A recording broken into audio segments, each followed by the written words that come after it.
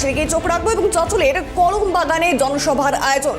পরিবর্তন যাত্রায় প্রধান বক্তা শুভেন্দু অধিকারী এবং হাইকোর্টের শর্ত সাপেক্ষ অনুমতি নিয়ে কিন্তু এই সভা যেই প্রস্তুতি রীতিমতো প্রস্তুতি সেই ছবি আপনাদের দেখাচ্ছি। মালদার চচলে বিজেপির পরিবর্তন যাত্রা এবং সেখানে হাইকোর্টের শর্ত সাপেক্ষ অনুমতি নিয়ে কিন্তু এই সভার আয়োজন করা হয়েছে এবং সেখানে প্রধান বক্তা হিসেবে থাকছে শুভেন্দু অধিকারী।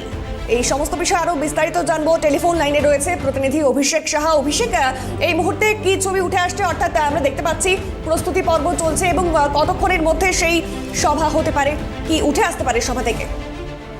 দেখো, মালদার চাচলে বিজেপির পরিবর্তন যাত্রার আয়োজন এবং পরিবর্তন যাত্রায় উপস্থিত থাকছেন রাজ্যের বিরোধী দলনেতা শুভেন্দু অধিকারী। একইভাবে বলা চলে যে মালদা এবং মুর্শিদাবাদ যেহেতু তোমার সংখ্যালঘু ভোট এবং এই সংখ্যালঘু ভোটে কিন্তু দাঁত ফোটাতেই আজকে বিরোধী দলনেতা শুভেন্দু অধিকারী সভা করবেন মালদার চাচলে। মূলত বিধানসভা নির্বাচন আর সেই বিধানসভা নির্বাচনকে সামনে রেখেই এক কথায় বলা চলে গৌরভূমি, সেই গৌরভূমি মালদাতেই কিন্তু তার সভা রয়েছে। এবং তোমাকে বলে রাখি, সকাল থেকে কিন্তু কড়া নিরাপত্তা ইতিমধ্যে কিন্তু কর্মী সমর্থক তারা কিন্তু আসতে শুরু করে দিয়েছে।